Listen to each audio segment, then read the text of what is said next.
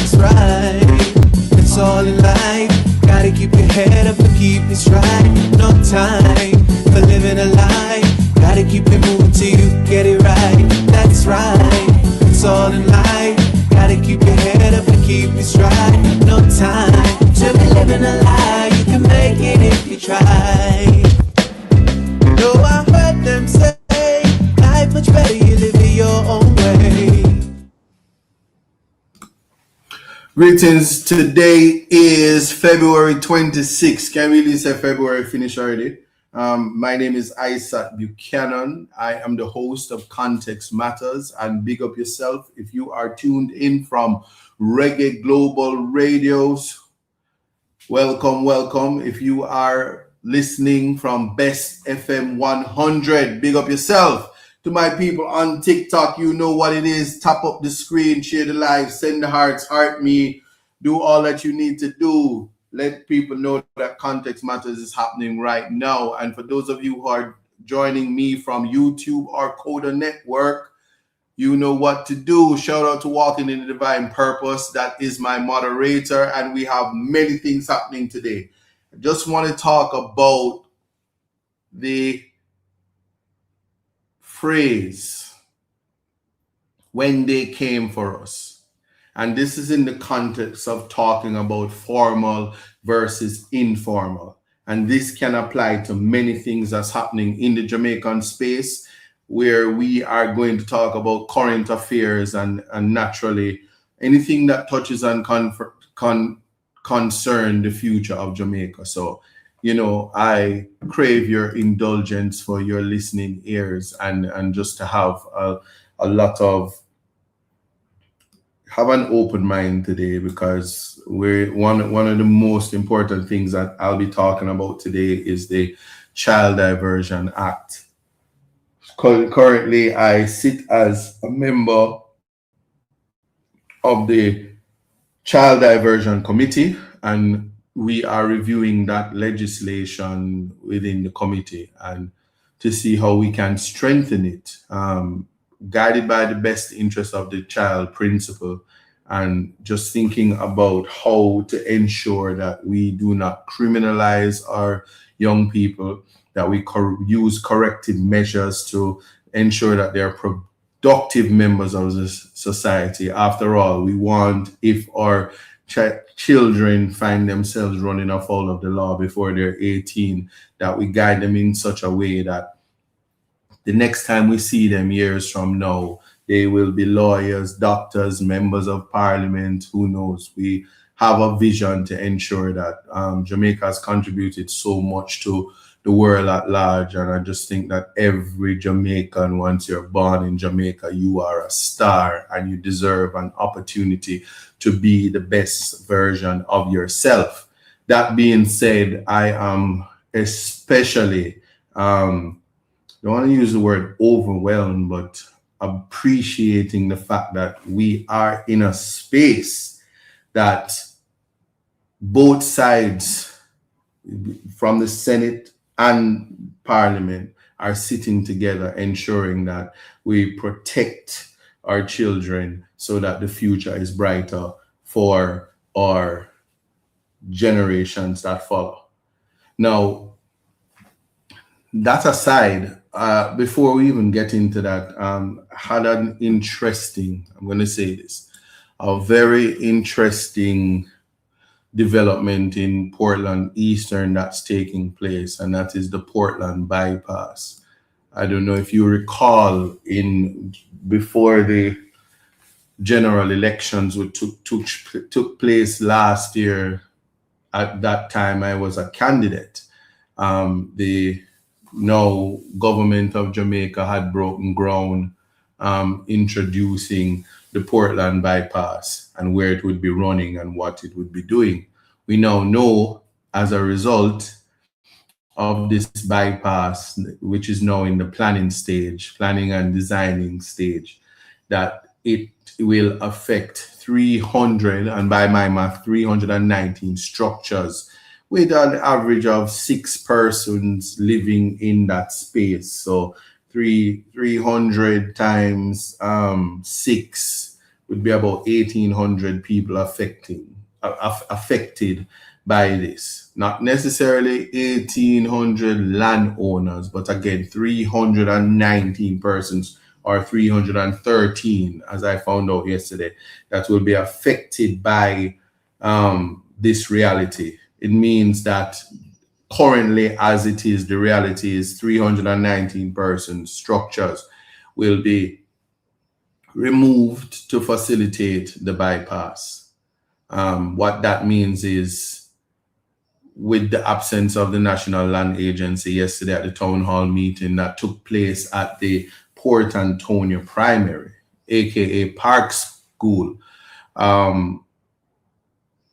nothing has been put in place by the government of Jamaica to relocate. There's no relocation plan.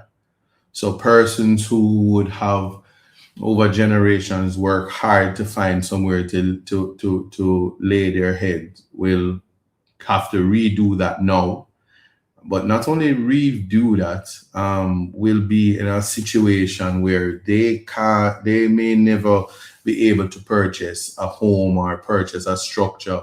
So post Melissa, one can appreciate that where persons were displaced and don't have homes, and the world kept coming together to ensure that aid was sent here to assist in whatever way possible, doing our part in Portland Eastern to ensure that persons have a roof over their head. We are anti, just leaving things up to the wisdom of those who probably have no wisdom. One wonders what is the best way forward. That being said, I did indicate to the people certainly that it would be of utmost importance that they seek an attorney. And I just happen to know one who is the member of parliament for Portland Eastern. And certainly it doesn't matter. This isn't a political ploy, but for the residents, doesn't matter which political side you fall on. This is more of a legal and humanitarian aspect that we're now dealing with to ensure that persons are given the best opportunity to be put in a position that they were before the government's intention to use land acquisition legislation to take you from your land or the land that you occupy. That being said, a caution was given to residents that, it is best sometimes to say less and seek legal guidance. The type of legal guidance that we speak of is, in this society, and we did see it happen at Bernard Lodge, where not so much the actions of the government, but the response by social media on how they feel about squatters and what they call squatter settlement. But the UK, the Privy Council, the House of Lords, they have clearly defined and practicing all over the world what the nature of adverse possession is. So you have to enter a land and you have to squat on a land and you have to exclude persons and the world at large to assert ownership, because possession is 99% of the law. And having done so in relation to private land for 12 years and in relation to government land for 60 years, you become the landowner. And the case in point is recreational holdings.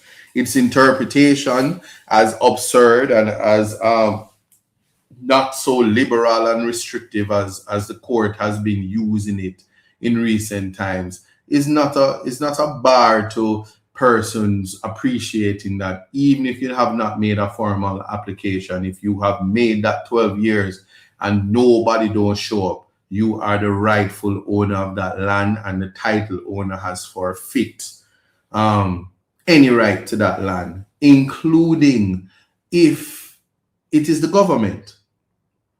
More important, and I'm taking this opportunity to have this conversation with the public so they appreciate that you can't make somebody just come trick you out of your land. That's modern day scamming. And we have law reform, fraudulent transaction legislation when people commit fraud on people. And so when you, by virtue of the very law in relation to adverse possession, has taken full ownership of a property, even without a formal application, anybody that tries to take that right from you is scamming you and is committing fraud, and rightfully ought to be treated as a criminal rather than using any form of bullyism and social media to call you a squatter, as if you are some lesser folk on the land. One of the things about land ownership is that the use of land is what is important. You know, Michael Manley in his day, and why he was so feared was that he was of the view that, you know, the sons and daughters of Jamaica should have an opportunity to own land, live somewhere, and PNP generally would go around and ensure that when you were in spaces, land was available to you. And I'm not talking about land that you had to purchase, because truth be told, if I sing the song right now, people are gonna think that me I clown out the thing, and big up Reese. Reese say me give the big statements and then we start clown out the thing. But if ghetto people broke and them can't get no work, stand na now. Little Kirk, big up yourself. You have to understand, say, when you're broke and you can't get no work, you can't buy land. And so something has to be in place that would give you the opportunity to have land ownership. And people who can buy land not supposed to badmine you if government give you land. But me just have the belief, say, every son and daughter of Jamaica is to get a piece of land. And maybe a conversation about reparations would cure some of that, including, I guess, now that they're finding oil and all of these things, the status of Jamaica may change. And when that happens, the status of Jamaicans ought to change as well. So the bypass is not an evil that has been thrust upon the people and the people should feel away. The bypass is opening up lands. So lands that previously was on the other side of the seafront, you know, that beachfront property. And if you're a realtor like myself, you will like to talk about panoramic view and beachfront property, not knowing, so when Hurricane Jellison and Melissa and Kirk Franklin and them and P. Diddy and all of that take rain, you're there out of seafront and you lose everything, and then you say government are wicked, them my beachfront or my beach house God. And if you're Monica out of Mansion Hill say my villas have no roof, my shop has no roof, and this geotagging now make me get for fix up that nothing. But the point I'm making is we have to look at two things. Now this bypass a 4-lane structure that NWA under Stephen Shaw is the communications manager, so he's the face of this road excursion. But it is opening up lands in such a way that people will be able to now access the inner part of the lands, the hillside and the places, the hilltop, that you can expect development to come.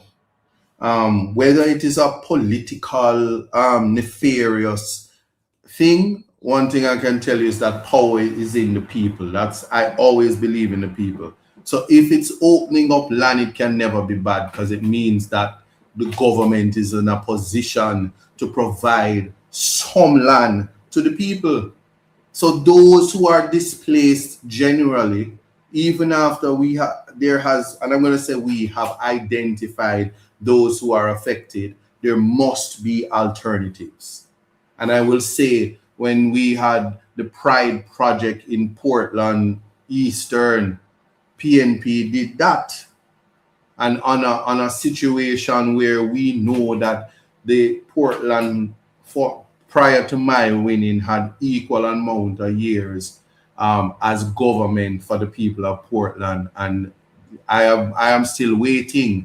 But outside of 11 homes that was built by the Jamaica Labour Party in Portland for the people of Portland. Housing solutions no more has happened in 30 odd years under their stewardship versus what Michael Manley, Portia Simpson, and PJ would have done.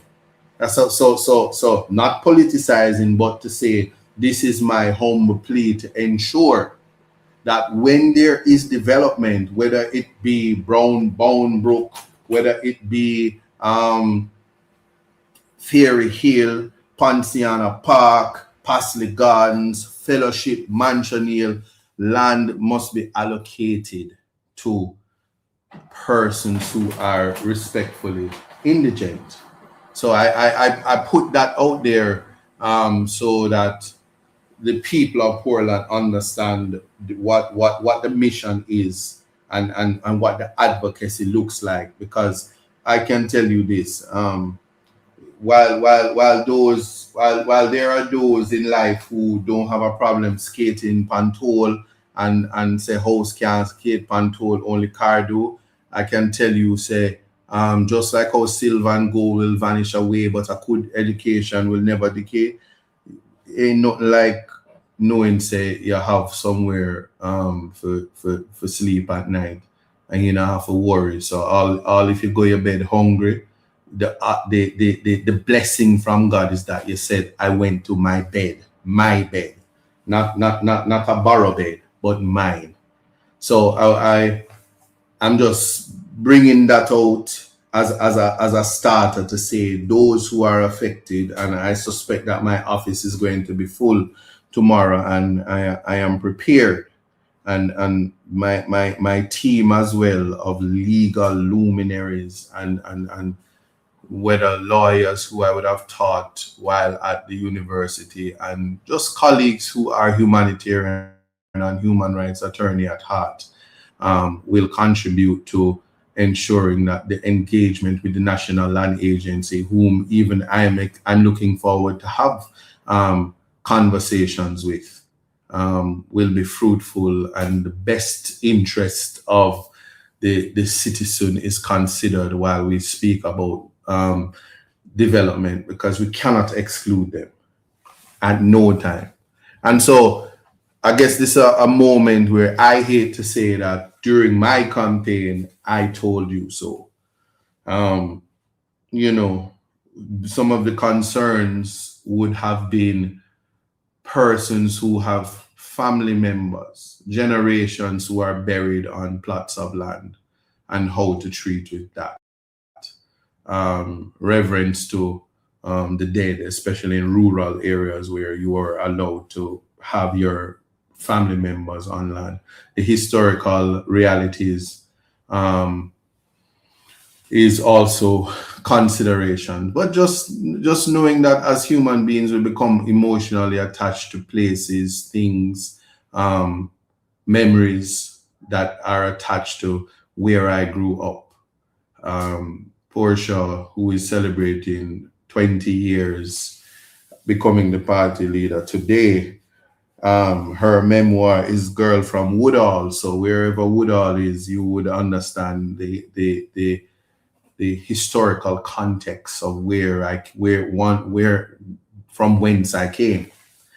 So I'm not gonna say much more about that, but the residents certainly weren't feeling their best self after the consultation that took place with the National Works Agency. The appreciation, though, that I will say is that persons ought to understand that the National Works Agency do road in every sense of it. Is do road is the mandate. They are not concerned with outcomes and who live where. It's just the engineering, the structure, and the improvement to complete their mandate.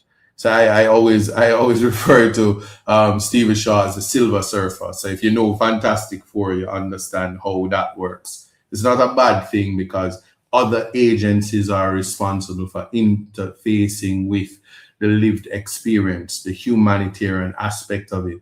And then there is the Prime Minister of Jamaica, whom I must say kudos to the Prime Minister,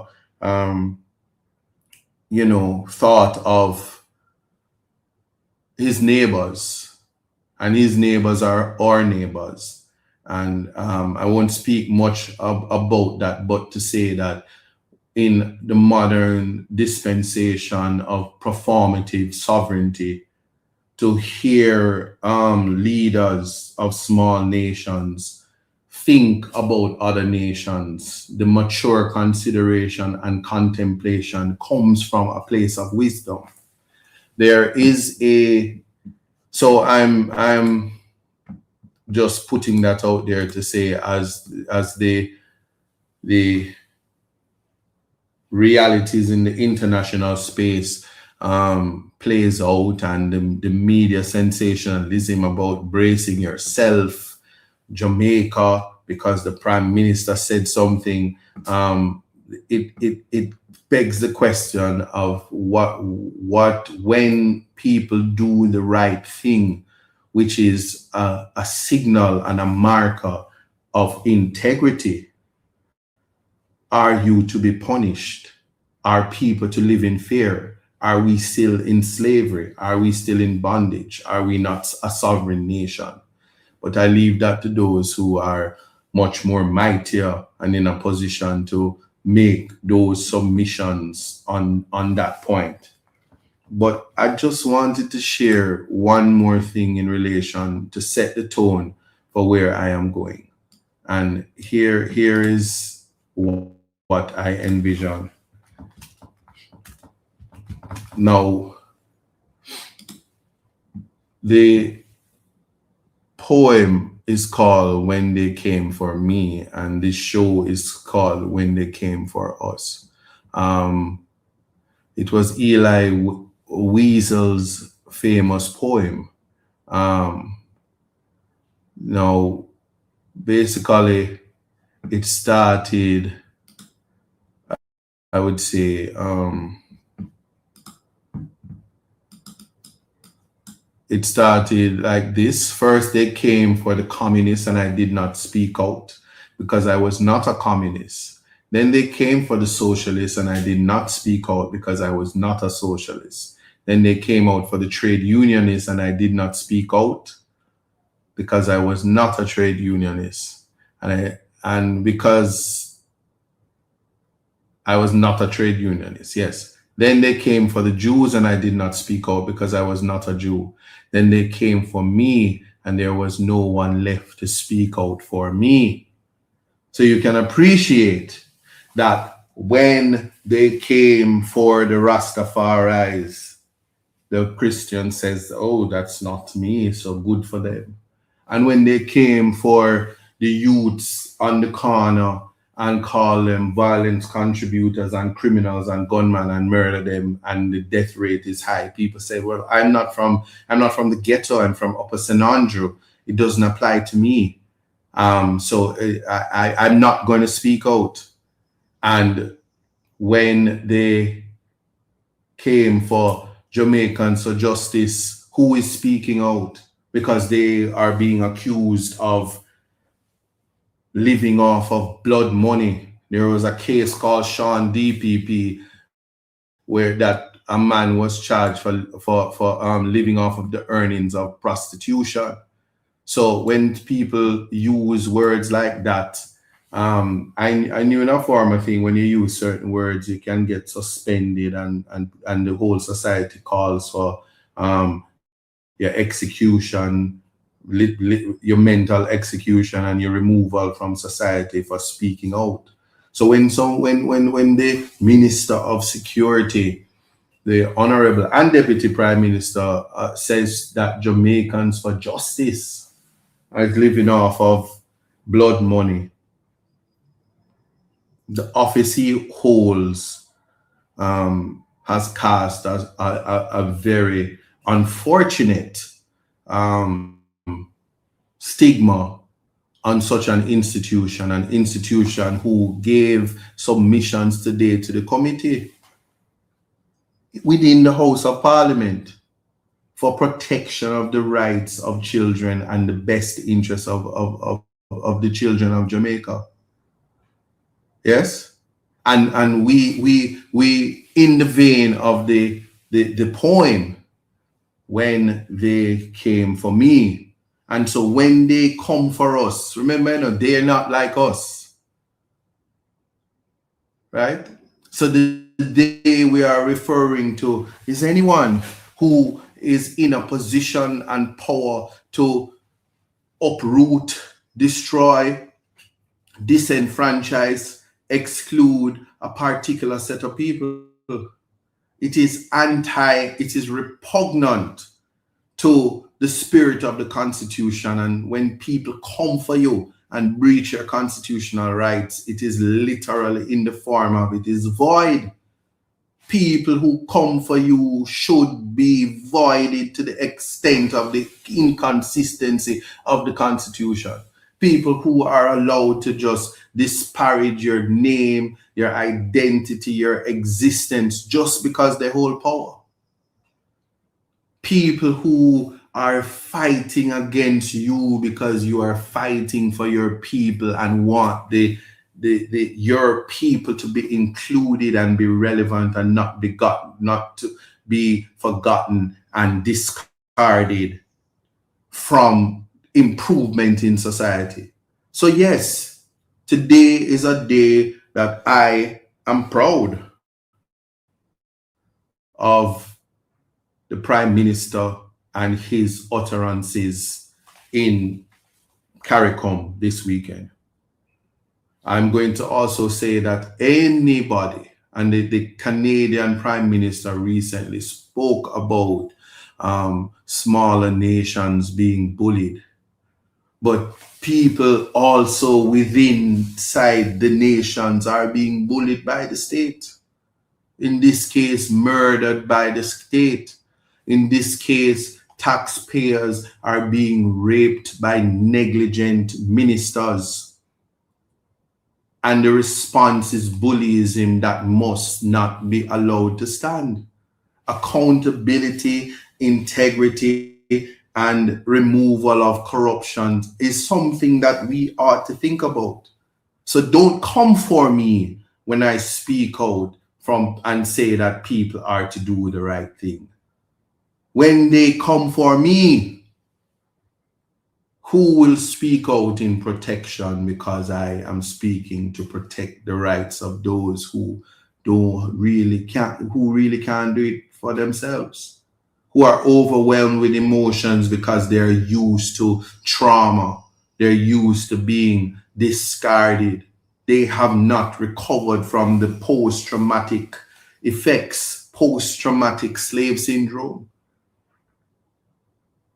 So we must think in that vein to say that, and I hope that somebody will say, Prime Minister, I heard I sat on Best FM or Reggae Global Radio. I heard him on TikTok. I saw him on YouTube, saw him on TikTok.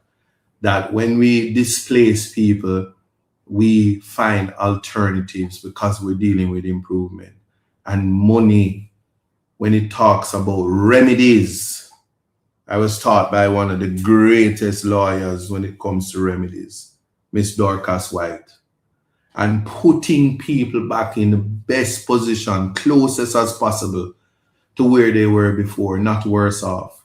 And in a time where our dollar is not stable, economic uncertainty, recovery from disaster, giving people money is not a solution. So if I have my little board house and my shingle and my ply, but my dep on a land for 13, 14, 67 years, you can't just give me the money for the ply and the base and say, see me pay you because I got build highway. What can go so? That's not the approach. Not when land is so much in Portland and all over Jamaica, and not when there's intention to open up new lands. A thinker, a prospective government, a caring government, a government that thinks about the people, a government that loves the people would say We're going to open the new lands housing scheme and afford lots to the persons being displaced, and give you the option to, when you are given money, those who can purchase the land, purchase it back. Those who can't, get a lot. That's what you call equitable distribution to the people who are affected. So I'm going to use my platform and speak up about that. Yeah? And say, O'Shane is saying to me, are you going to cut up some land in Portland? Are you, ISAT, going to cut up some land in Portland when an election just done and Mark Golding, party leader of opposition, said that we were going to remove the 60-year requirement for government land and bring it down to 25 years? So that persons living on government land would get the opportunity to get adverse possession and go into land ownership. That was rejected by the masses, not the people of Portland. The people of Portland knew that this day would come, and why my obligation is to represent the people for free in these transactions. And make no mistake, that is what I am doing and must do. But people ought to must appreciate the seriousness of what is at hand. And I will say to the rest of Jamaica, and I will say to those in West Portland, and I will say to those in Fellowship, and say to those in Mansion Hill and Fairy Hill, who possibly is not affected by the displacement of the 319 homes, which is really isolated to Port Antonio and the Prospect Division. When they came for us, they did not speak out. I'm encouraging you to speak out, because it is strength in numbers. And people must have that in their minds, that anywhere there are violations of rights and there's displacement and inclusion, it's your duty in society to speak out, because we don't live in a vacuum. And so Uptown for a long time never had a problem when people were abused downtown. Now the lines are blurred. And with the amendment, badly drafted amendment to the firearms legislation, a lot of affluent children and businessmen, police officers, soldiers, all kind of people now getting trapped under this possession of prohibited weapon, even toy gun. And I know far too many productive young men in this society that are being faced with a heavy prison sentence for toy guns and all kind of something, all kind of nonsense, as well as persons who have licensed firearms are in some unfortunate situations by the drafting of the legislation that is making even lawful possession unlawful.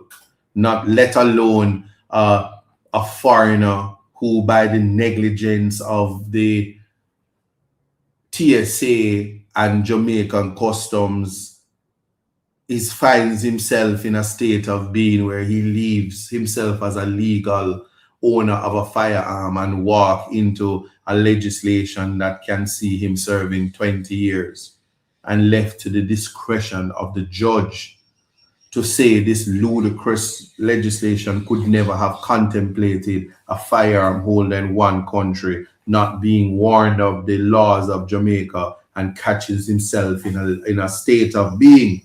Case law in point, lynching ache and lossianure, state of affairs, state of being, a part of actus reus, if you will. So the criminal law is very rigid, and it is left up to the wisdom of judges these days to kind of sift through the moral turpitude and the lacunas in law that absurd outcomes is not done to persons. But as I said, think on that poem, when they came for me. Because if you sit in silence and allow the violations, the next thing that we're going to see happening is there will be nobody to fight for you. So when you have your platforms, think of it in a positive way, right? We must speak out, and we must not allow the dynamics of power to abuse the lesser folk, or how we call it, normal people in society. So I'll just speak on that. But I'm going to raise, again, the whole idea, because it will form a part of the reading of the budget, and the people of Jamaica must pay attention, because everything affects us these days. There's the taxing on sugary drinks. Sugar drinks also includes sports drinks. It also includes energy drinks. So if you are an avid rum and boom drinker, you're going to have to start drink rum and bag juice. So you have to go drink bag juice pan base. May I raise it again?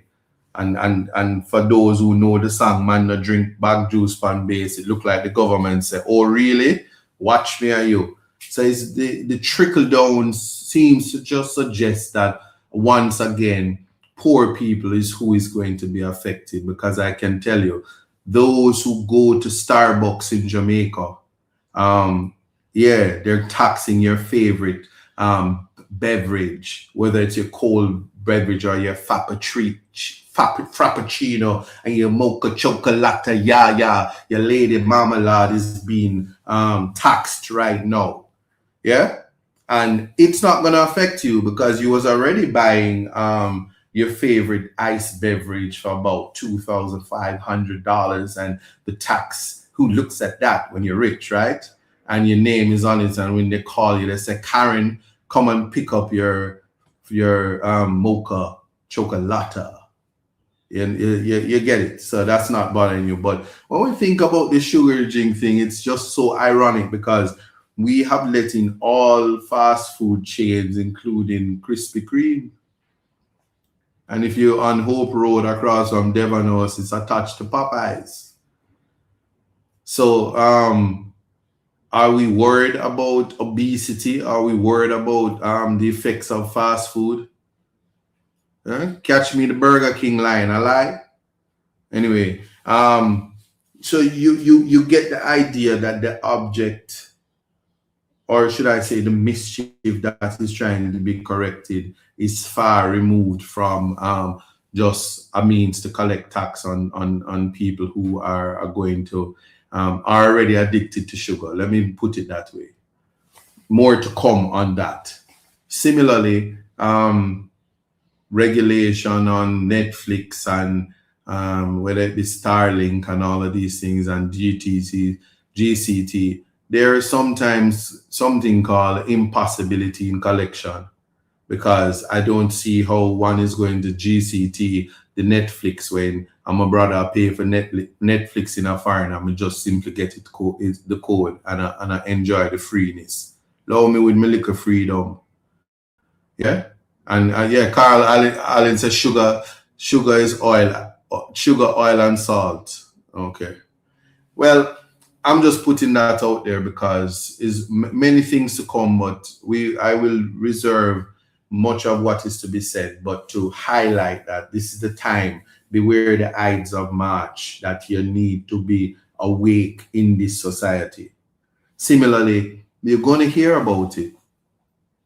One of the biggest announcement in Portland Eastern was the school bus.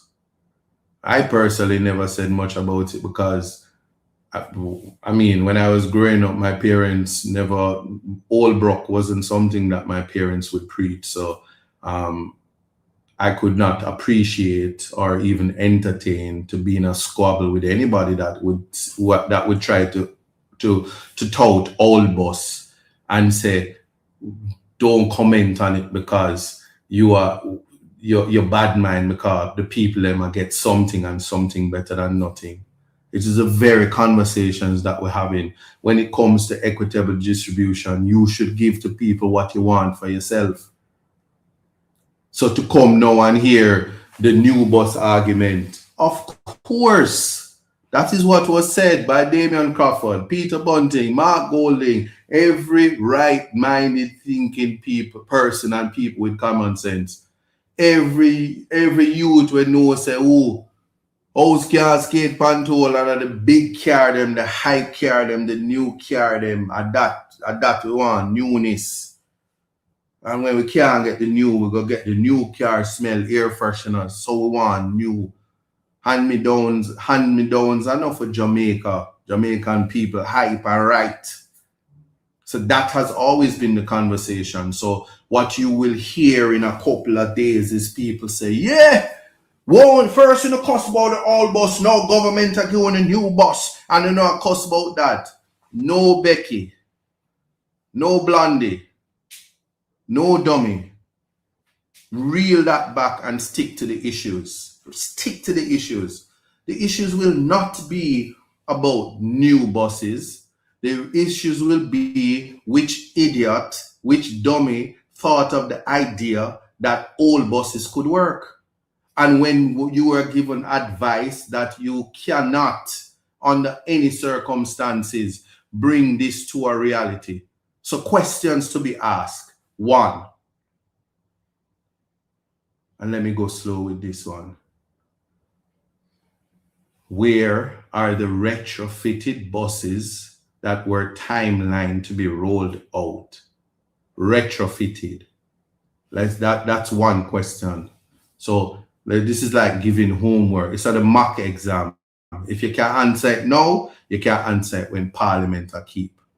Where are the old buses that we were told were shipped and are here?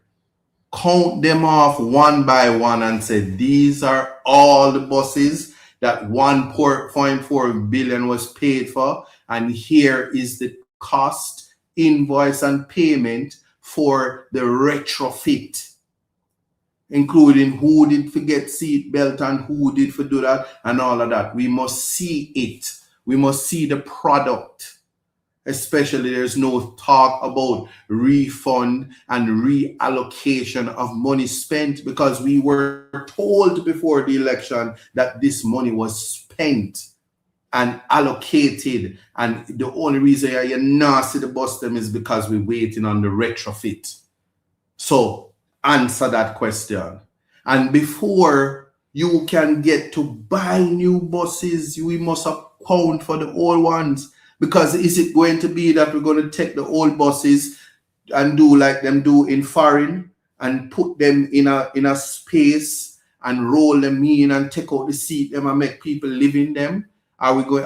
Is the Jamaican people going to get to use the buses that you were told would not work and couldn't go through Portland and up and down without Brock down? Yeah. And if you're the woman, them in Jamaica, them not deal with Brock. Brock pocket man no get no love. So when bus a broke down, and a cough and a vomit and a stall. Yeah? That is not what we envision for Jamaica. And who is it serving? What is the amount of people? Has it corrected the mischief? Because the people who are still in non-such still have to come out to areas to get that bus, if at all they're going to take it. And can it manage the terrain in certain areas? Yeah? And say Unique says, where are the 1.4 billion buses and the rest can provide receipt now coming to chief more 2 billion now for 100 new buses, and I won't join in disparaging the name, the good minister, but to say that the road to hell is paved with good intentions. And this is the people's business. You cannot make it up as you go. And I'm going to just always remind, there were some young people who came to Parliament today. And let me tell you something, just to add the fact that I want to just make it clear, say, young people, stay in school and take your book. It is difficult when make it up as you go.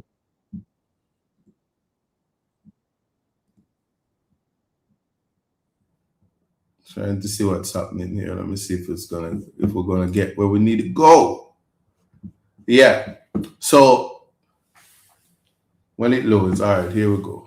From and big up everybody. We in a parliament. Let me play that one more time. From and big up everybody. We in a parliament. So I will say, so that's the Mineral School. Big up to yourself and big up to the children.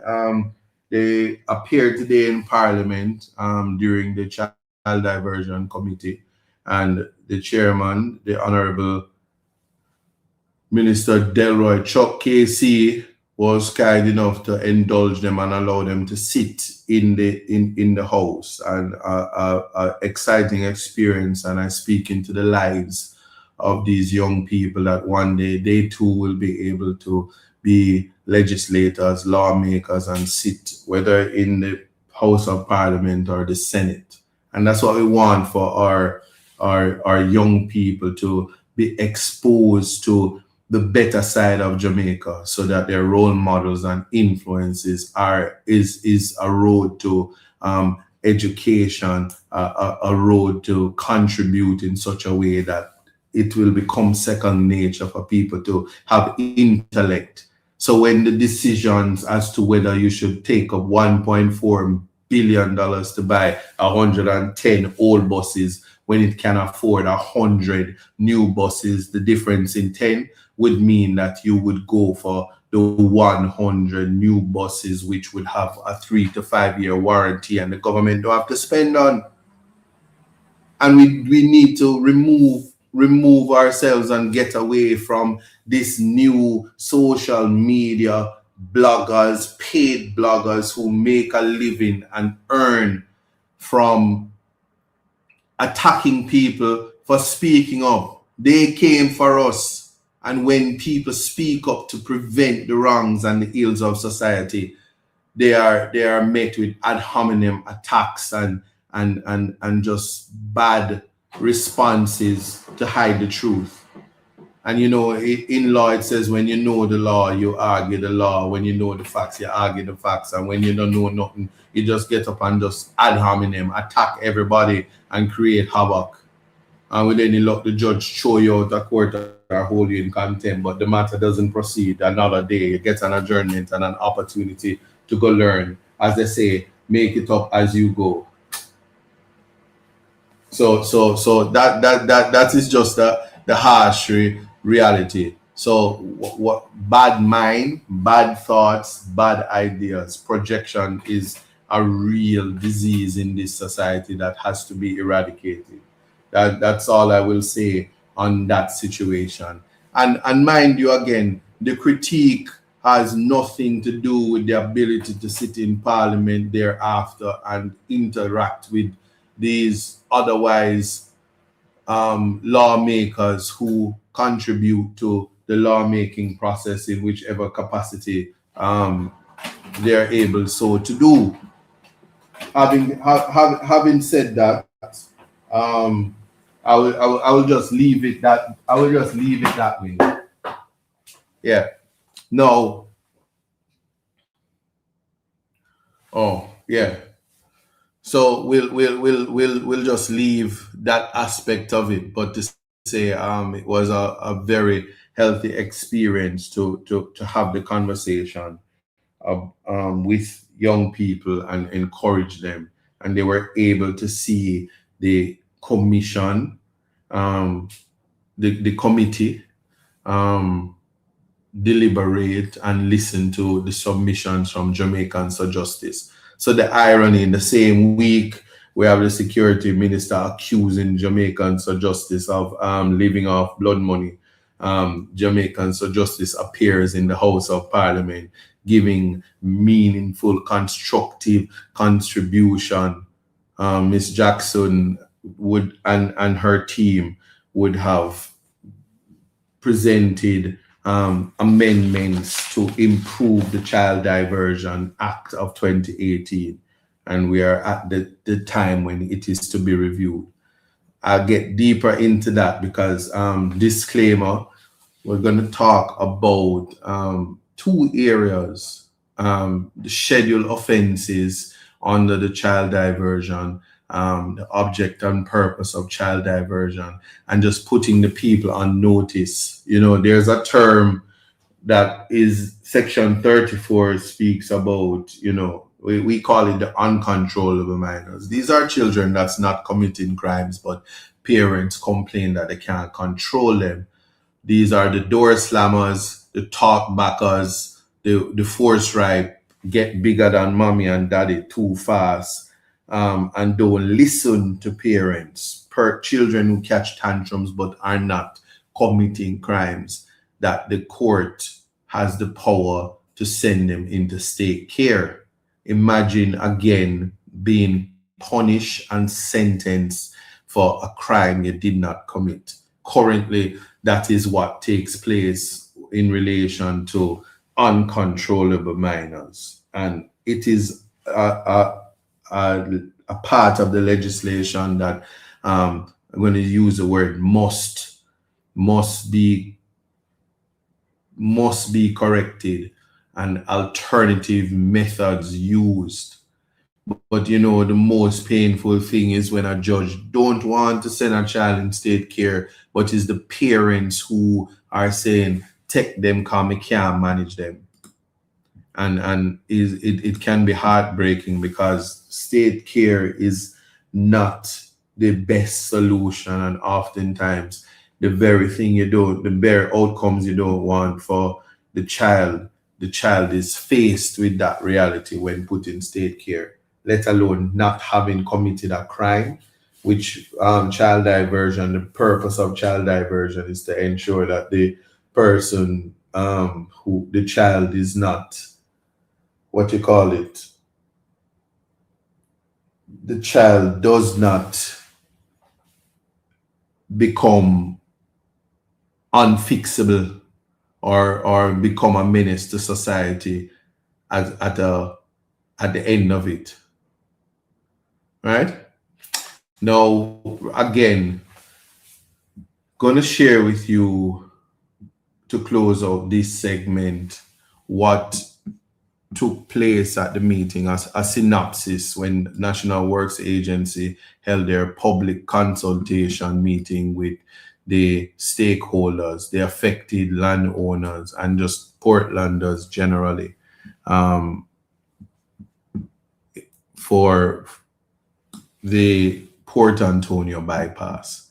So when we return at 6:05, certainly we will talk some more about child diversion, right? And again, while we exercise freedom of expression, it's not every day is the day to play politics.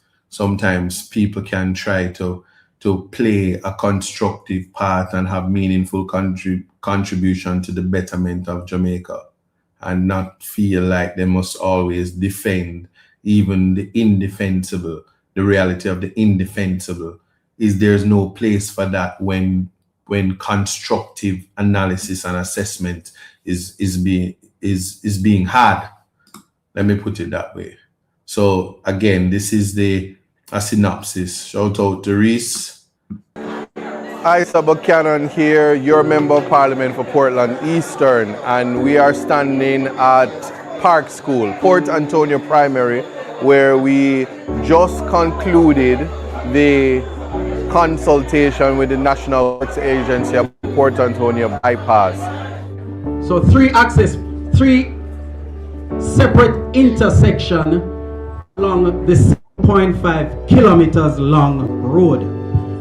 The road is a 4-lane highway and it is separated by a median barrier. So eastbound traffic will be separated from westbound traffic by a median barrier. The entire 7.5 kilometers of road is estimated to affect 296 parcels. That's land. Within these parcels, we estimated from a rough roof count to be 313 structures. The project is currently in the design stage. Like you're going to demolish the house and check the place before the papers come about. Where that person is going to live. How long I am going to have to live in where I am. It's a bit disappointing that the land agency is not here. For a project of this nature that impacts many of us, and the agency is not here, is sending a very wrong message.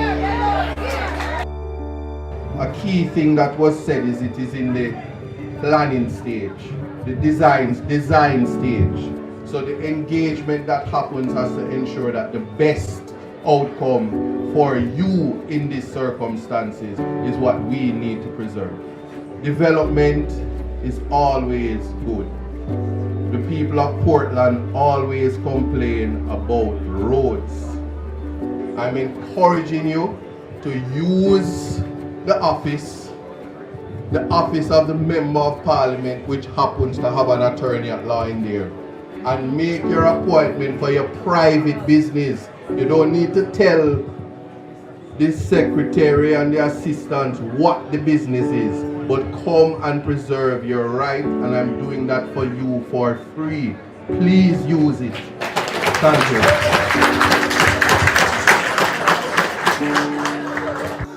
We didn't solve many problems with the National Land Agency not being here. There was no environmental impact assessment presented to us. And it was just one agency pretty much telling us, what they're likely to implement. So I think to serve the community well, we need to do this again.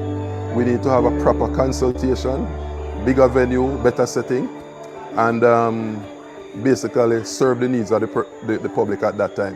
It's not about politics, but it's about the people at heart. Any well-thinking Jamaican or Portlander would be in agreement with economical development, with development such as road. But if it impacts negatively people's life and people's economic living, then that's something that we cannot take lightly. Many things were said in relation to parcels of land. The biggest disappointment, the National Land Agency was not here to address the issues. I was able to speak to persons about adverse possessions and their rights and their different interests in land and how we can get to the best solutions possible. Just stay tuned and follow as we look about preserving the rights of the citizens and the constituents of Portland Eastern as the bypass and improvements in Portland is marching ahead. Thank you. Isa Buchanan here. It's all in life. Gotta keep your head up and keep it straight. No time for living a lie. Gotta keep it moving till you get it right. That's right. It's all in life. Gotta keep your head up and keep it straight. No time to be living a lie. You can make it if you try. No, I heard them say life much better you live it your own way.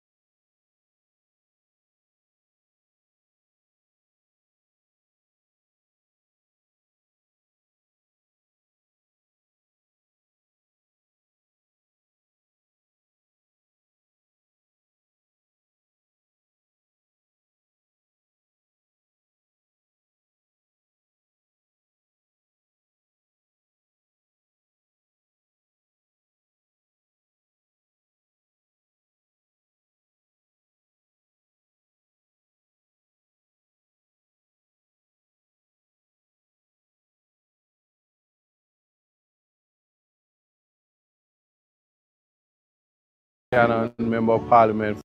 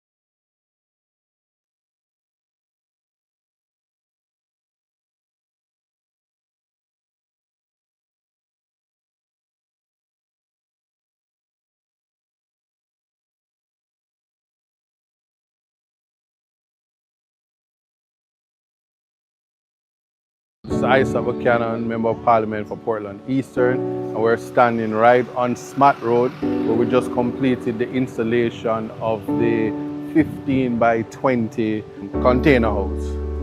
It is for storage purposes, and certainly we'll now be able to clear the wharf with all the things that we have in store for the people of Portland Eastern.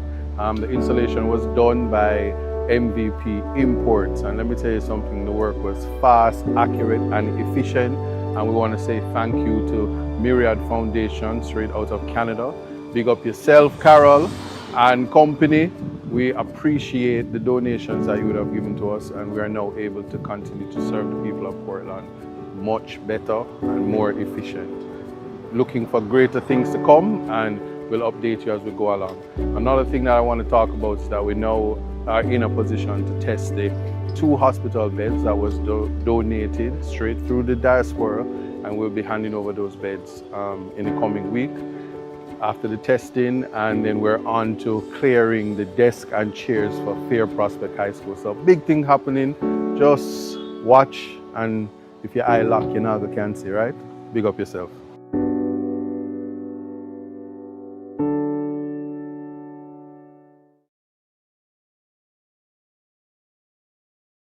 And we are back. Thanks for sticking around. Somebody said that the commercial break was recess time to go buy the tops and greater cake.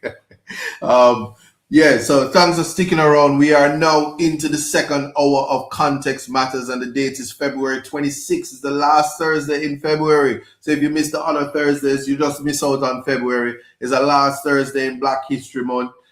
So just understand and appreciate it. That is what is going on. And you know, when I think about it, I must just say to you that it is also Reggae Month. Jamaica, you should be feeling very great about yourself. Shout out to Sharon Burke, Judith. Wow. Yeah. And as well as Shaggy, they're keeping the IMC right now. I know that the social media influencers hosted by Spice was doing their thing yesterday. I know that Shine is on the island right now, and Shine is making his this is his 20 year anniversary for his Grammy winning album. And he is going to be performing in New York, and he's doing his thing, but he's in Jamaica supporting IMC right now. And if you don't have your tickets, reach out to Sharon Burke and Judith Bodley, and believe me, they are doing what they need to do to preserve reggae, and as well as big up to the cultural minister for participating, entertainment practitioners. You need to participate, sign up for next year. This conference is getting bigger and bigger. So support the initiative. What I must say to you is that Jamaica is always on the go. Great things are always happening for Jamaica. So we drown out the noise and we continue to do great. And that being said, we must ensure that we protect the future of Jamaica. The future is the youth of Jamaica. So I am always happy to say that I am the spokesperson, opposition spokesperson on youth and human rights. And when it comes to youth, we have to take it seriously. We have to think about how important it is for us to do what we have to do to preserve the youth of this country. And that means that when they run afoul of the law, we can't just jump up and just do them the way that I see. We're taking that approach by just charging them. So I am using this opportunity, and for the next couple of weeks, we're the Child Diversion Committee of the House of Parliament is going to be reviewing the Child Diversion Act of 2018 and try to strengthen this legislation to ensure that we don't criminalize our children, and ensure that when they run afoul of the law, we are the parents, the big brother, the big sister, we are the family that will ensure that they grow in the way that we hope for them and envision for them, that so that we won't have issues with them developing and contributing in this great society in the future.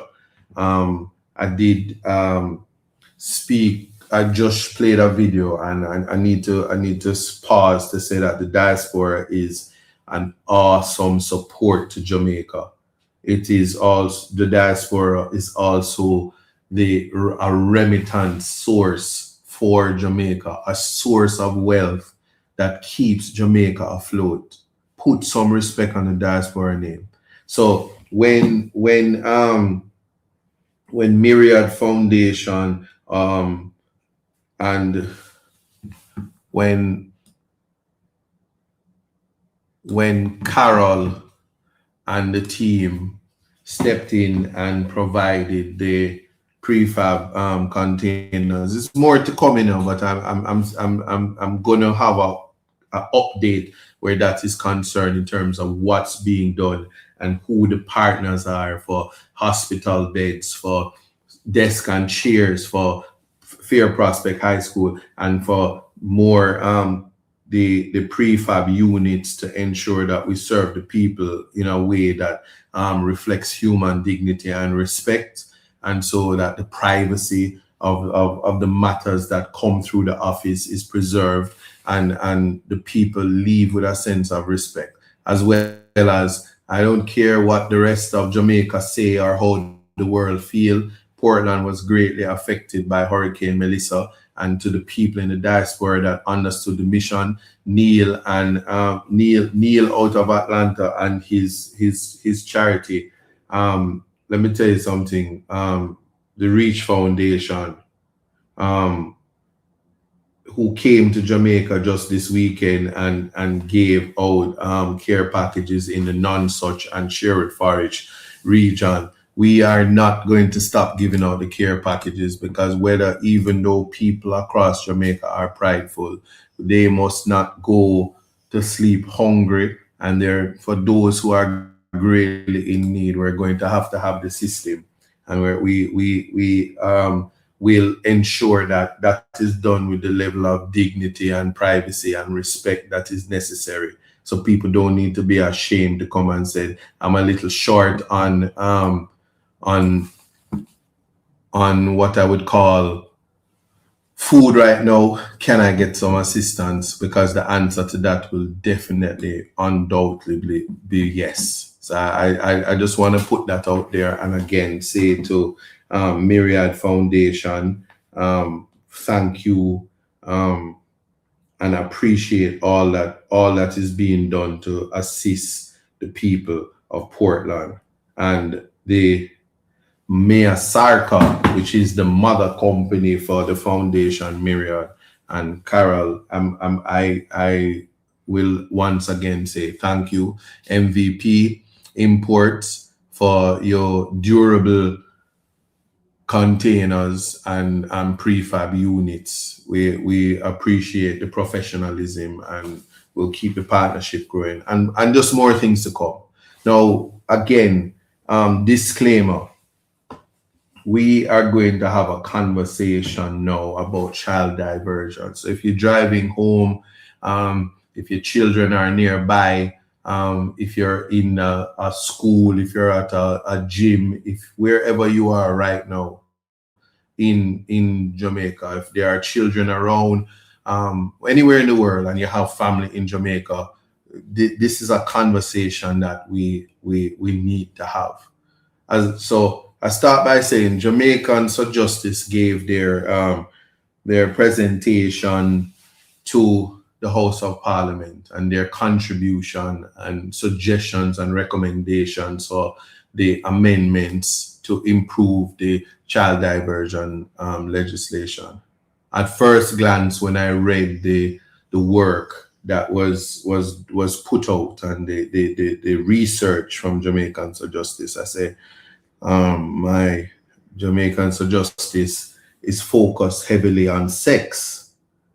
But then it dawned on me that Jamaica is an over-sex society, influenced by music, which just perpetuates sex and drinking, and when it's not doing that, it's promoting violence.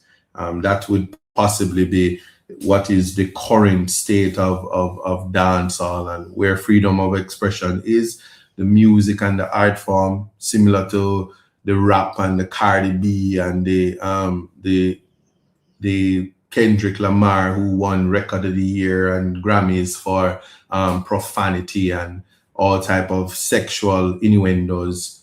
One understands where the influence come from. So you would appreciate when students enter the parliament and is looking at the possibilities, which are endless in terms of career opportunities and where role models would come from. It's always welcome.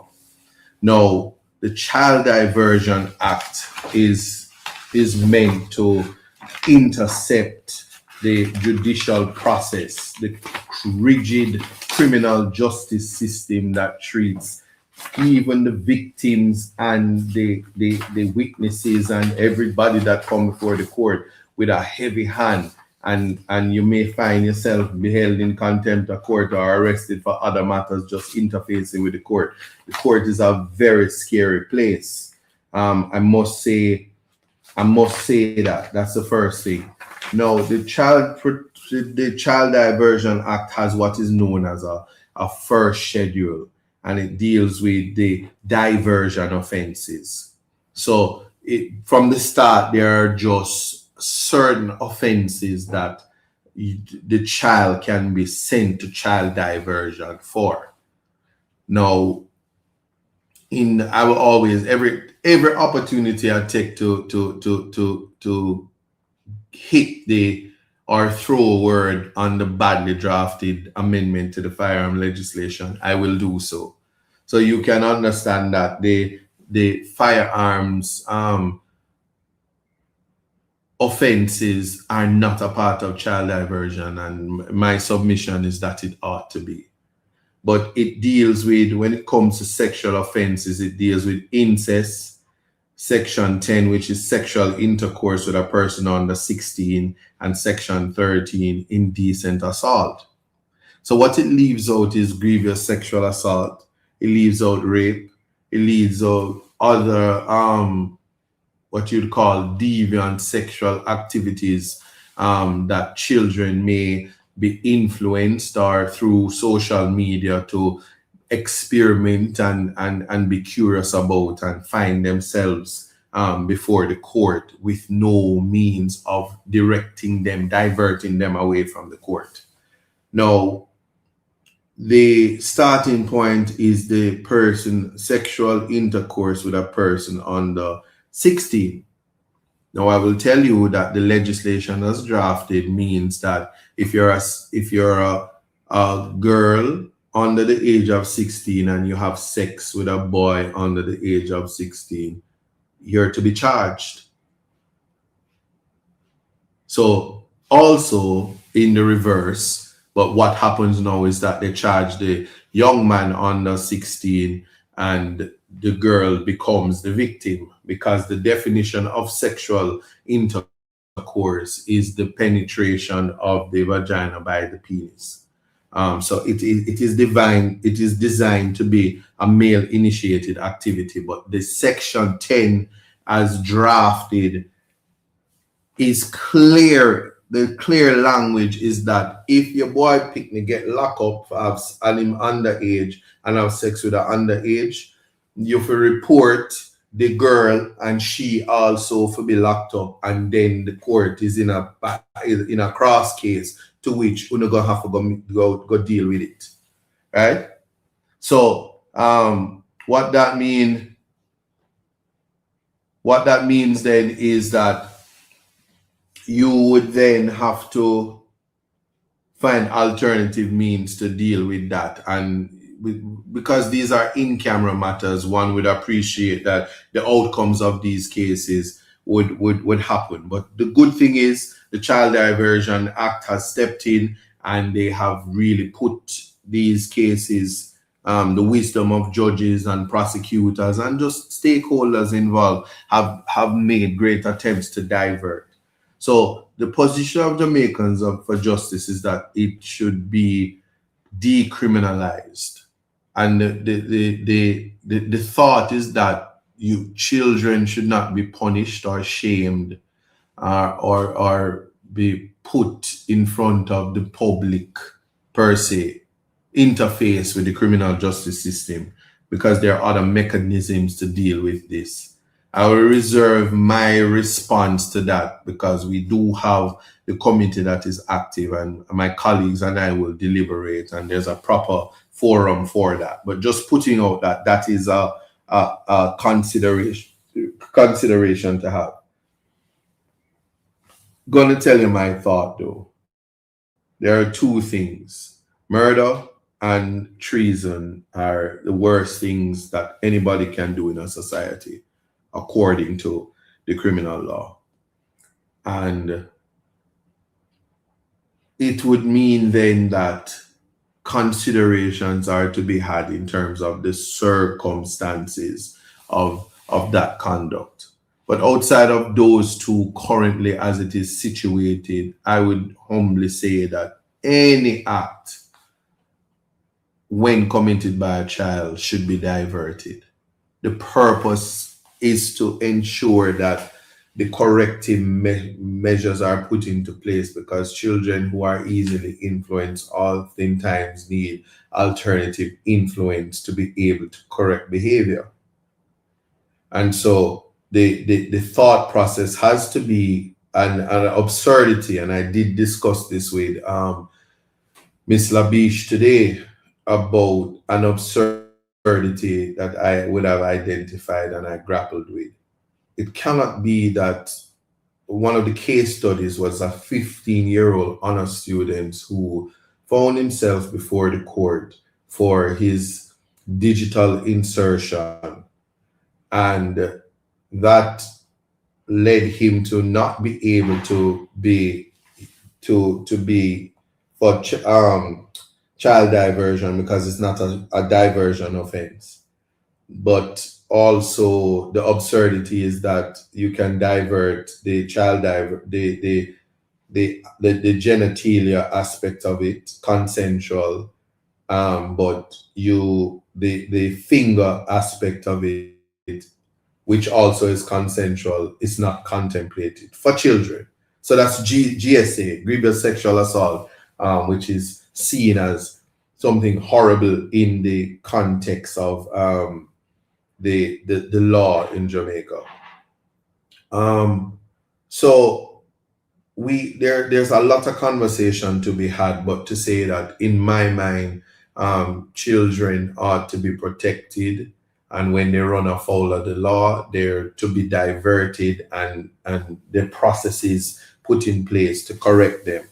Another aspect of it is that there is some part of the reality that there's some part of it that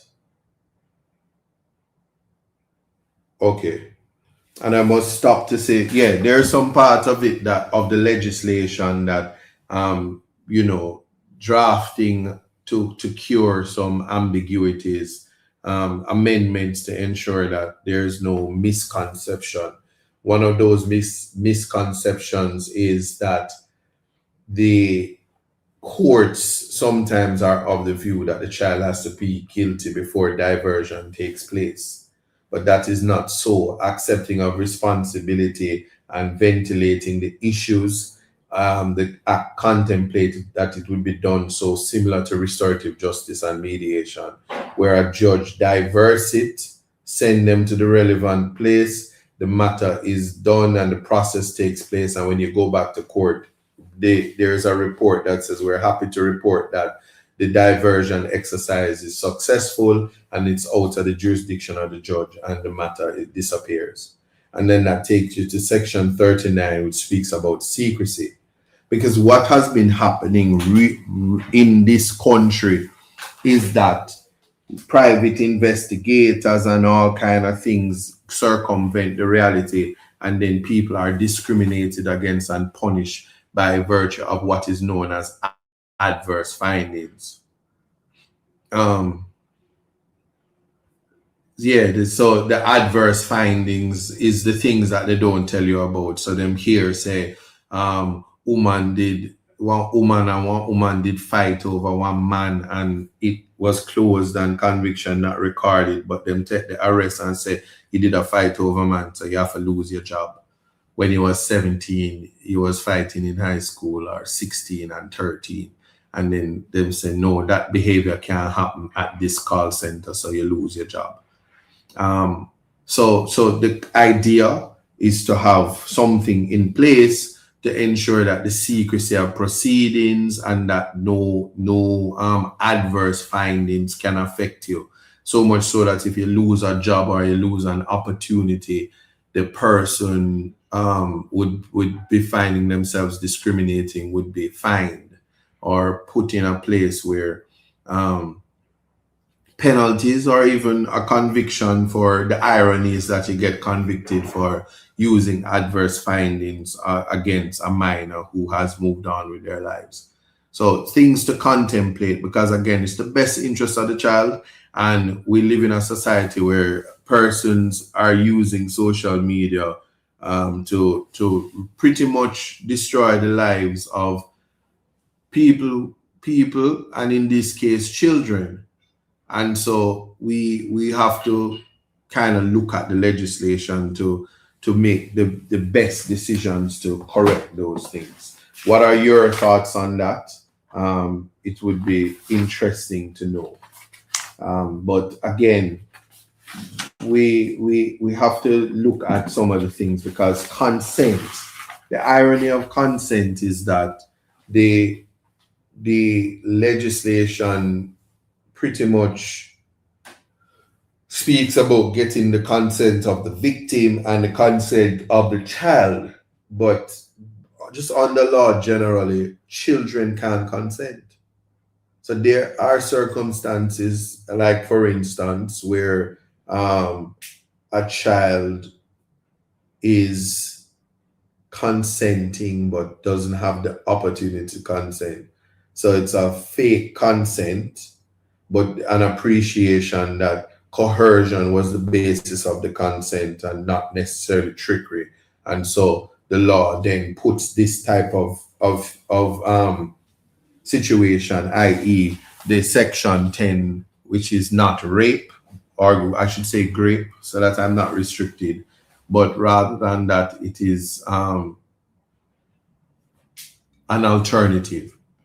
So there's much work to do in terms of the legislation, and much work to do for the committee in accepting some of the recommendations, whether from JFJ, and looking forward to hear other civil society and other interested groups who will give their take on it.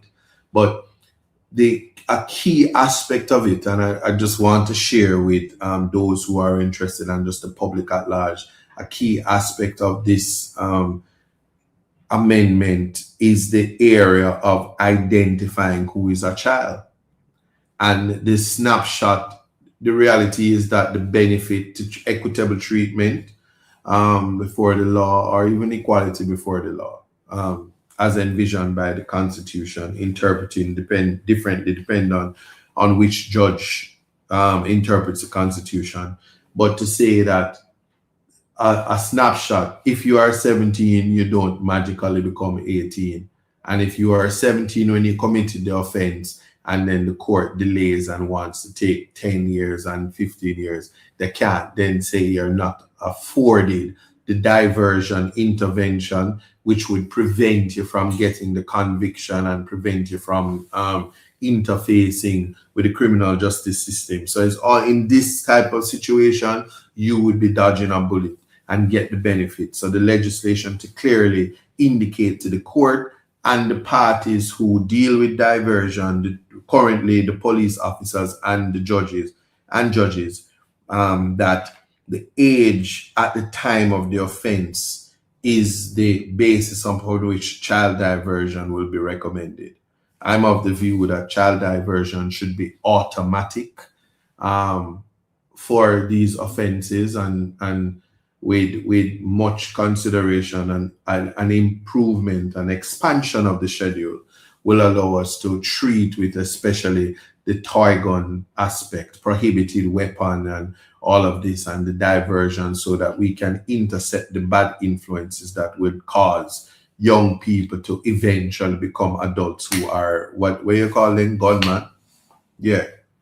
So we have to intercept and be proactive in terms of protecting our children against the influences and the elements, because we cannot step away from the reality that it takes a village to raise a child, and if you just happen to be a child being raised in the wrong village, your outcomes are much more it's much more difficult for you to navigate that outcome than your counterparts who are not in that situation. I must say thank you to Jennifer Blake, who donated to the GoFundMe. And I'm putting you on notice now because the tablet drive will begin again in March. I am having conversations with the Minister of Education to join the initiative, because following last year with the tablet drive, we were able to conclude with 3,750 tablets. We have a deficit of 4,000 tablets to ensure that we had serviced every single child in Portland, and the mission is to complete that. And so we'll be looking for persons who are interested to help me fill that quota, relying again on the diaspora who made that a reality, that we can get this out the way so that Portland Eastern is the model for outfitting and moving into technology. And then we can talk about the Universal Fund and all the other places, Starlink donations, to ensure that the entire Portland has the Wi-Fi capabilities, so that the technology will enhance the learning and the modern experience for rural children. And that's the initiative. So I'm just putting that out there, and once again saying thanks to everyone who donated, whether through the Zelle or the GoFundMe thus far. We absolutely appreciate you. Now, the key thing, as I said, so the legislation must be drafted to say finally that the age at the time, 12 to 17, if you are 17 and not yet 18, you are afforded the diversion mechanism, so that delay would not bar you from entering the program, so that you don't have a conviction. And I must say that the Privy Council, House of Lords, had already decided that the age of criminal responsibility, I'm going to put it that way, is at the time of the commission of the offense. So I'm not talking about being 12 generally. So if you're under 12, you can't be charged. So the age then is 17, or whatever your age is at the time of the commission of the offense will cause the court to determine whether you're a child, a minor, a juvenile, and be afforded the benefit of the Child Diversion Act. There's a lot of conversation, though, that I want people to appreciate that is taking place as to what the scope of child diversion is. And as I said, Section 4 speaks about uncontrollable minors and whether that's the correct place for the treatment, and whether child diversion should be preventative diversion. Are we there yet? I mean, the Parliament previously legislated pre-charge bail. So preventative diversion is not a term that is impossible to contemplate, so that deans of discipline, guidance counselors, principals, pastors, church community, community centers where they identify conflict with students who otherwise have capabilities, whether it be athletics or whatever, and talent, is not distracted by deviant behavior.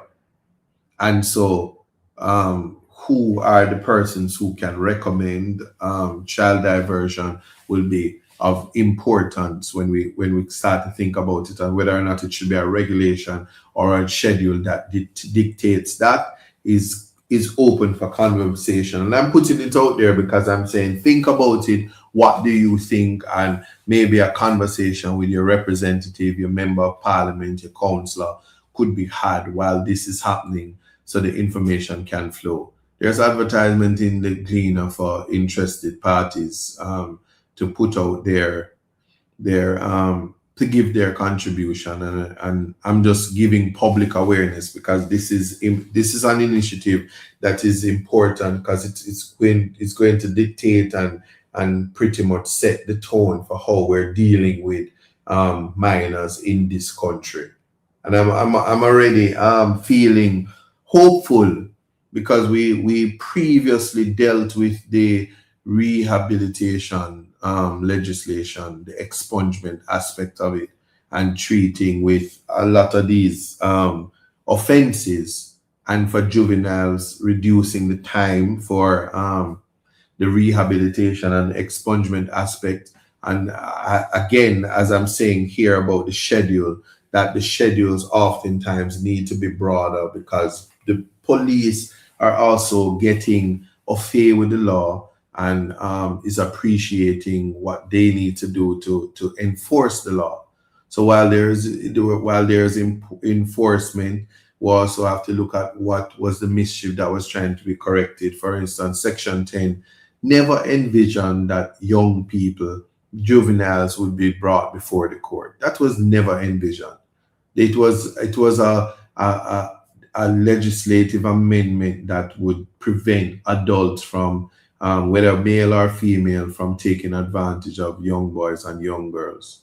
And to see it being used against juveniles it's very heartbreaking and traumatizing them, shaming them, embarrassing them for curious conduct is something that we need to move away from, because it affects them when they become adults, and the repercussions are simply that we have young people that were traumatized by the state because they were brought before the court for curious behavior. Let's just put it that way. But also what weighs heavily in my mind is what is the scope? How far and how wide do we go? Because when we leave conduct unchecked, or we remove it from the remit of the ability to monitor, a contemplation is that a 15-year-old who finds him or her abusing a 9, 8, 7, 6, 5, 4, 3, 2, 1 and into months, how do you treat with that? Because hurt people, but as children are influenced, we don't want them becoming deviants in the society, because children become adults. And I just had to have that conversation with you, because when you look at the data and you look at what oftentimes is what the children are charged for is fighting in schools with each other, which is just that. Children do that, and children bully each other at school. Escalating it to criminal activity without considering the reality that we ought to keep children in the realm is something that we have to, as a nation, think about to ensure that we preserve the innocence of our youth. So I'm just putting that out there for the minds of the public as they consider and appreciate that. As I said, the committee is meeting, and we have met so many times already, and we'll meet again on Tuesday, inviting you to watch PBC, to take part in the activities and leave your comments, leave your thoughts, and even message me if this is something that is in your interest. The protection of children, and I mean the Child Care and Protection Act says that every citizen has a duty when it's brought to their attention that a child is being harmed to report. Failure to report is actually a criminal offense, and so we as a nation therefore have to protect the future. And the Child Diversion Act, when it comes to children who are finding themselves before the law, is a tool, an instrument that will ensure that we're not turning ordinary young people into criminals before them time, and we're not sending the wrong message about how children become curious and how children learn through experiences. And we only have one life. Life is something given to us without knowing we are to receive it.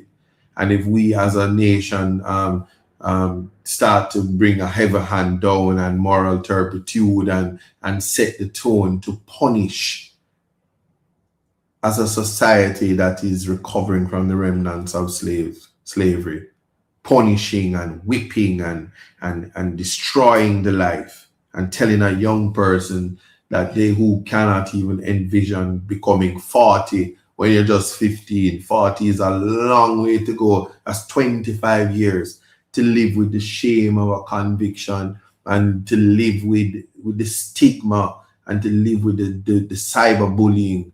Is something that we should never want for somebody else's child. It's something that we have to protect the children from. Good.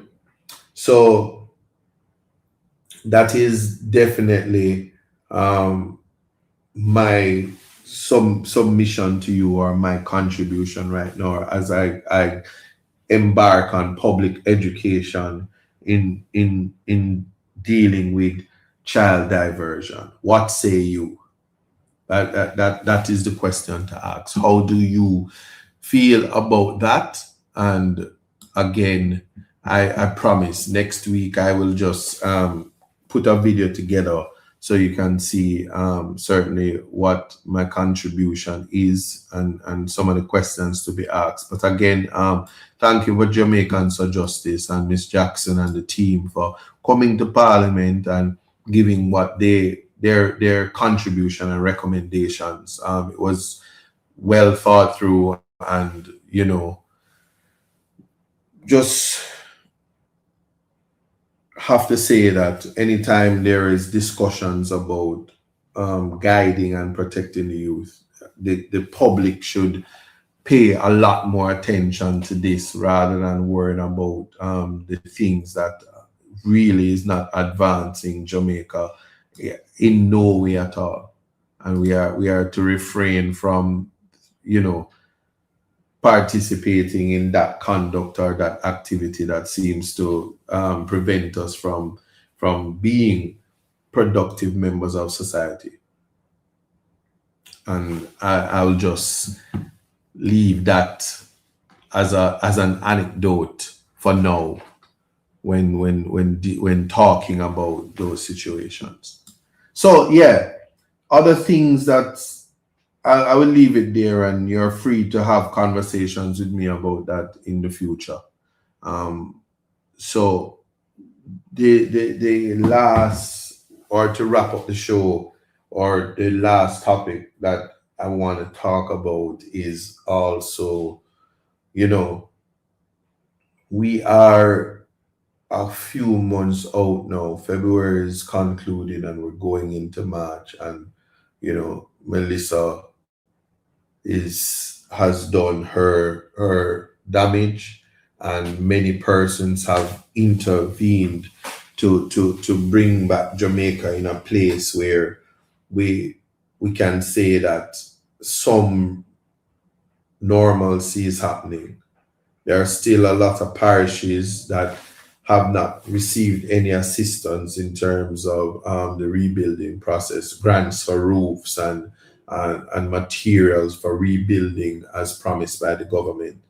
But again, we are happy that our brothers and sisters in the West were given some relief and assistance in terms of monetary assistance to rebuild.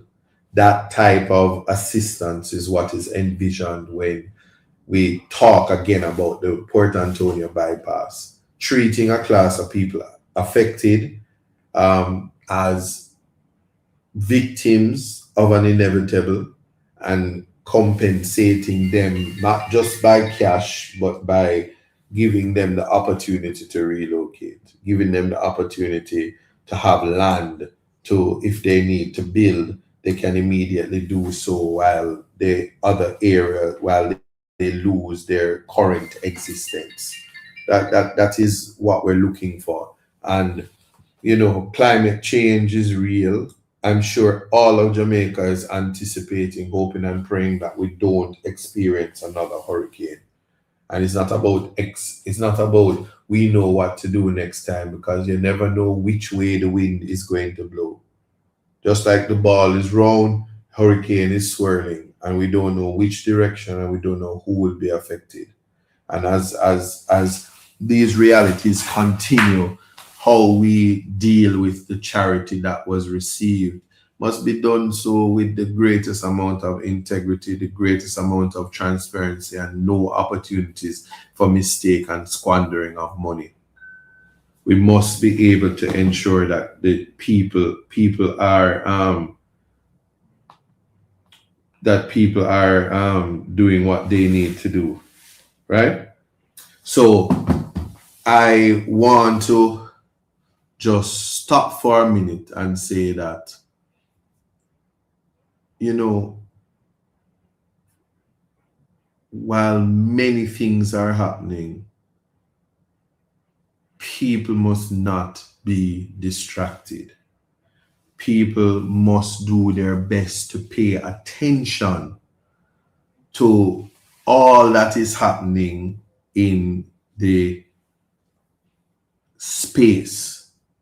Again, you as a citizen, whether you're a business owner, whether you're rich or you're poor, you must have an interest in how the resources of the country is spent.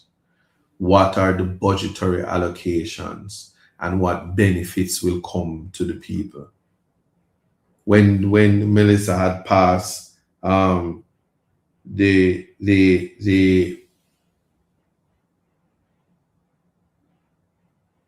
country received insurance, grants, monies. One of the first drawdown was the 150 million US that was used and given to JPS. And then not long after, we see the hike and spike in the bills. And so that is trickled down to the public to pay, and paying customers feel it, fuel and IPP charges and everything else that comes on the bill. And the bills are done in such a way, notwithstanding that the meters are digital in some spaces, if not all spaces, are now reading in a way that the type of bill that you're paying, you might as well go buy a candle and just sing a song and find your way back home, or get one of them kerosene lamp and just go on with the Delco and the lamp them and run it through, get some solar light and live like we're back in the pay. Keep spending most of our life living in the Amish paradise. You get what I'm saying? And the best use of our funds and the allocations, especially when the growth, GDP, how will the economy grow? Is it going to grow in a way that it will be beneficial to us? And just the verbiage and the language. Not asking you to become economists. We leave that to Julian Robinson and finance. Ralston Hyman will tell you, speak the language of the people and stop being highfalutin. And we do take guidance from Ralston Hyman, because he always, when he comes to the forefront, he speaks what the realities are and walk you away from statistics and walk you away from the numbers. And just numbers on a page have no meaning to people when all they want to know is, why am I paying more for the food? Why am I paying more for gas? Why am I doing this? Why is this increasing? Why, after so many years, when they say no new taxes, you wait until Melissa done mash you up for say, oh, well, we're going to mash you up more by giving taxes and where it is. And then the PR machinery that comes out after the taxes and whether it is beneficial or not. Pay attention to March. Listen, because it will be a determining factor for how you survive in a free and democratic society that is plagued with loans, that for the last 2 terms, future earnings from Norman Manley International Airport and Donald Sangster Airport have been already spent. So no income generating realities will be coming from that. But again, I'm just leaving this as anecdotes for you all to contemplate and consider. And so while the tax increase and then the lands revisited and land tax and asset tax and all of these things, and if Floyd Morrison will always talk about the dipping into the NHT and the effects of that. Try to understand that we're a small nation that require a lot of outside intervention, and people are quick to punish us for exercising our sovereign right to speak out. So we do not live in a vacuum. And for those reasons why all of these things are happening, while all of these things are happening, I always close my show with saying that the right to life is so important. So this year, I say the children, the youth, get a hard beating. I don't think the media has kept their eyes on Jaden, who is missing and how he's missing, why he's missing. They're more fascinated with CPSFA taking Rosalie kids from her and then cursing her out on the internet when she's found an avenue to make money. And whether the conduct is similar to what takes place in society, and whether removing children from their mother is the best way. But I'm not here to, I only raise that aspect of it because in all of that, the police murdered a 4-year-old, bad man murdered a 4-year-old, and now bad man decide that bad mind decide that they're going to run up in a shop owner's house and murder him. He succumbed to his wound and murder a 3-year-old. A 3-year-old, it's bad enough I was wrapping my mind around to how you go and shoot up a place and then you murder a 4-year-old. But no, 4, 4, and 3. And again, when it's numbers, you start to think cat spot and pick 3. But the reality is as low as 4, as low as 3. And we are supposed to just navigate and keep it moving. And I'm not talking about the the sensationalism of reporting trauma and disaster. We get that every day, because I will tell you, the same way, I mean, the father of the 3-year-old who succumbed to his wounds had just had a child who, the child just born the other day. So the child now had no years, so me say 1-year-old or whatever year, a baby who never got the opportunity to bond and interact with the father in a way that was taken away from them. And so while there are people out there that's treating life like a video game, that is telling people to meet their maker. And I'm using that term because apparently there are persons who are fixated on just taking that and not appreciating life and put no value to Jamaican life. When we are the gems of the Caribbean along with our Caribbean brothers and sisters. So larger countries can, and yeah, they're first world because of how the geopolitics work. But just like how pearls and diamonds and valuable gems are valued and some people can't care for it, the rule is the same. The least you are, as in the numbers, makes you more special. And so when that is why I will never join any celebration when there's extrajudicial killings, because it can never be a response to the barbarianism and the delinquence that is happening in a society. And there are children who are raising children because nobody thought of it when back in the days in the early 2000s when extrajudicial killings was rampant, that the fathers, a generation of fathers were murdered and left sons and daughters who have zero guidance. And so a problem that you think you're correcting, no, you are enhancing, because years later it's going to be problems again. And so we don't think prospective as a nation. So that's why I take my entire show today to talk about child diversion. And if you ever know, it's the first since I have been in the parliament that I'm excited to be in spaces with both sides and be consensus out them. That sometimes people from we are speaking the same language and we're from opposing parties, because we appreciate and understand that our children, we can't put clogs and fetters in their way. And at the same time, what example are we setting when just 2 months out of the year and the death of a 4-year-old and a 3-year-old at the hands of gun violence meted out by bad man and the state equally? It cannot continue. It cannot. And no matter how people want to use if you want to call it PR, public relations, and social media to address the situation, here's what I'm going to say. Address this.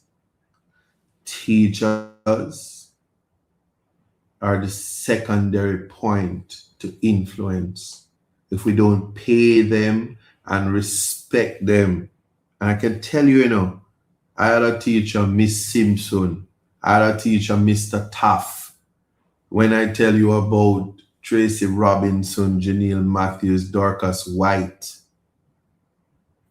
these are teachers who come to mind.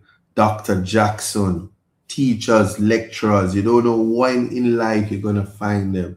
But if we are not paying the people who influence us in such a way, yeah, and again, I can tell you, it is rough for me to throw this out, because when the country is not making any money, salary as a recurring expense is going to bankrupt the country if we are to pay people the way to pay them, which is why we have the worst salary packages across the world. which is why I have to support the influencers and the Rosalies who find a way to tell people to tap up the screen, and they're not taking away from the economy in Jamaica, because they get people to do that as a career and found a niche for themselves. And the Jamaican influencers aren't the ones that started this. There's the guy from Africa that was just putting out him hand and became a millionaire off of TikTok without saying a word. Are influencers. So we have to find a way to ensure that we are making our teachers stay and making the environment conducive to learning. So when children are in an unhappy place, and when children aren't being fed, and when children aren't being clothed, and when they are homeless, and when they wake up and hear that a bypass is going to run through them house and them not going to have nowhere to live and possibly have to go somewhere else. Let me tell you something, man. This world is not an easy world. Because if you think adults have problems, children are always going to feel helpless when they see their parents can't afford to do the things that they need to do. But that's the show for today. And I'm going to see you guys next week. Thank you for watching. And we will talk in March some more about all of the issues that's happening in Jamaica. And blessings to you all. Took some time to understand, yeah, just what it takes to be a man.